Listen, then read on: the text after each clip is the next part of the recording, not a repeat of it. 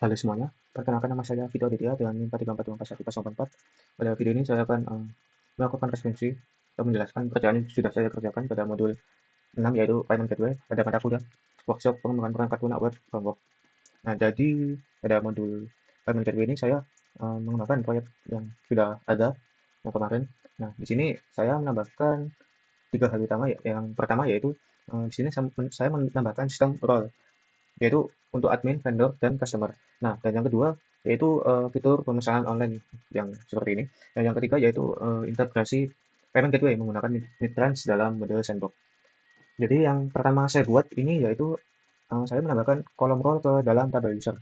Nah, jadi di sini kan sudah ada login opt out dari Google, tapi masalahnya itu semua user yang login itu punya hak yang sama, jadi tidak ada pembeda role sama sekali. Nah, di sini saya menambahkan role ke tabel user di database. Nah, di sini saya membuat migration baru yaitu add role to users table. Nah, saya setelah membuat migration di sini saya tambahkan satu function berikut. Nah, di sini terdapat skema table users ini artinya kita sedang memodifikasi tabel user yang sudah ada. Nah, bukan membuat tabel baru itu. Terus di sini ada kolom string dengan nama role, lalu defaultnya itu customer.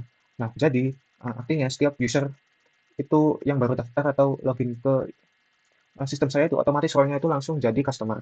Defaultnya seperti itu, langsung customer. Nah, lalu di sini di bagian model user di sini juga saya menambahkan protect variable role ini. Nah, setelah saya menambahkan role ke tabel user di sini saya menentukan akun mana yang jadi admin dan mana yang jadi vendor. Nah, di sini saya membuat menentukan itu melalui Laravel Tinker. Nah, jadi Tinker ini semacam konsol interaktif. Jadi kita bisa langsung jalankan kode PHP dan hasilnya langsung terlihat tanpa perlu kita membuat file dulu. Di sini saya menjalankan PHP artisan Tinker. Nah, di sini saya men-set satu-satu. Yang pertama itu saya memasukkan email, lalu saya menentukan email tersebut jadi role apa gitu. Misal di sini kita Ditya 42@gmail.com. Di sini saya menentukan email tersebut jadi role admin, lalu saya save. Nah, kemudian saya lakukan hal sama untuk membuat vendor juga. Di sini saya set email tersebut, lalu saya set email tersebut menjadi role vendor. Nah, setelah pembuatan role dan settingan role tadi selesai, di sini saya membuat struktur database baru yang mendukung fitur pemesanan nantinya. Nah, sesuai dengan modul ERD ini, di modul ini saya membuat migration dan model sesuai modul berikut, yaitu terdapat vendor, menu, pesanan, dan juga detail pesanan. Nah, yang pertama yaitu pada vendor ini. Nah, di sini di vendor ini fungsinya itu menyimpan data toko milik vendor. Nah, lalu foreign key user ID ini ke tabel user. Nah, itu artinya setiap toko dimiliki oleh satu akun user. Lalu yang berikutnya yaitu pada tabel menu ini. Nah, pada tabel menu ini fungsinya untuk menyimpan daftar-daftar menu kantin atau produk lah. Lalu terdapat pet gambar ini yang bertipekan string. Nah, ini karena agak untuk ada menambahkan gambar itu yang bersifat opsional, yang nantinya saya akan tunjukkan. Lalu yang berikutnya yaitu tabel pesanan. Nah, di sini saya menambahkan snap token ini. Nah, ini diperlukan untuk menyimpan token dari mid-range nantinya yang dipakai untuk membuat pop-up pembayaran gitu. Karena di sini tidak ada di modul, jadi saya tambahkan untuk menyimpan itu nantinya. Lalu yang berikutnya yaitu detail pesanan. Nah, di tabel ini yaitu jadi penghubung gitu antara pesanan dan menu. Nah, satu pesanan itu bisa memiliki banyak detail seperti itu. Lalu setelah database semuanya sudah dibuat, kita berikutnya yaitu mendaftarkan diri ke Midtrans untuk mendapatkan API. Nah, setelah kalian daftar akun, mengisi segala hal, dan sudah memasuki tampilan dashboard ini, jangan lupa kita memilih mode sandbox. Kita pilih yang sandbox. Nah, karena di sandbox ini kita transaksinya itu simulasi ya, jadi tidak ada uang beneran yang masuk gitu. Nah, lalu kemudian kita masuk ke menu setting, lalu pilih access key. Nah, di sini terdapat API guys, yang kemudian kita akan copy ke .env. Kita copy ke .env sini, kita implementasikan.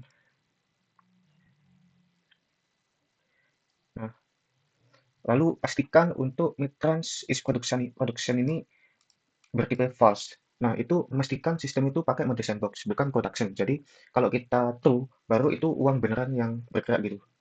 Lalu mungkin di sini aku mau jelasin dulu di bagian setbar, bagaimana setbar navigasi dikonfigurasi itu agar menampilkan menu yang berbeda tergantung role yang login gitu. Misal di sini terdapat vendor yang login itu ada menu kantin dan pesanan masuk, dan di sini di bagian admin ini juga menunya berbeda. Nah, di sini tuh saya memakai the directive black if out. Nah, ini if ini untuk tampilan admin, dan di sini juga untuk khusus vendor gitu. Lalu selain itu di bagian profil setbar ini aku tambahin badge admin gitu, tulisannya admin dan tulisannya vendor ini di bagian di bagian sini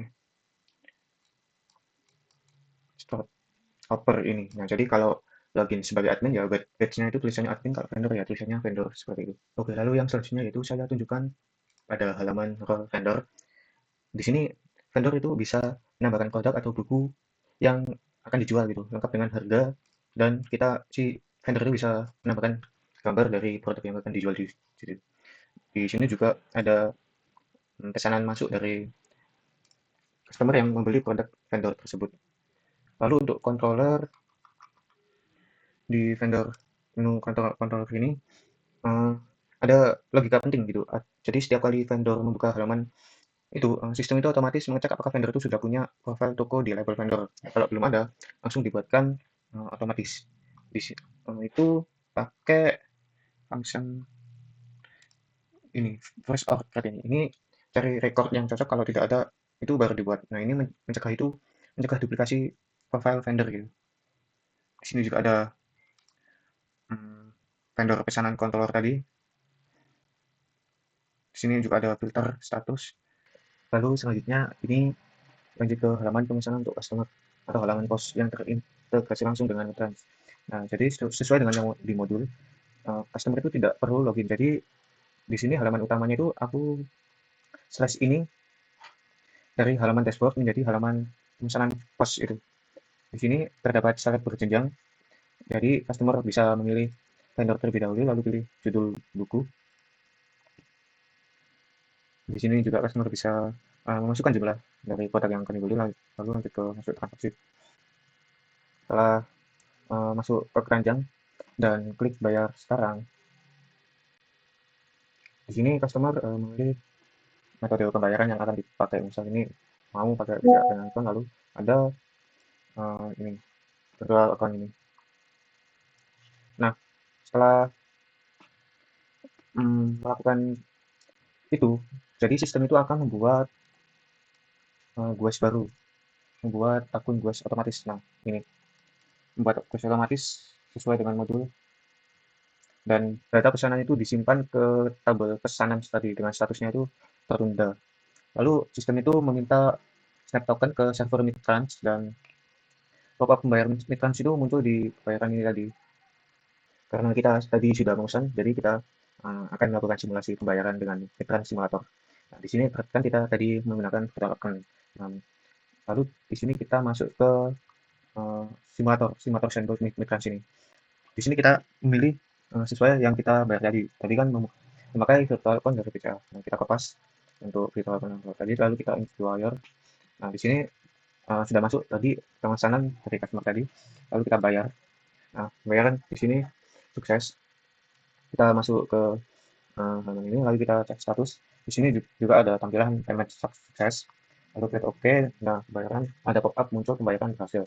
Nah, lalu untuk mengecek statusnya di sini tadi kan statusnya masih tertunda, kita refresh dan statusnya di sini berhasil masuk dengan gelas yang kita buat tadi tanggal 8. Lalu fitur terakhir yang saya buat yaitu pada soal admin itu ada halaman kelola pengguna.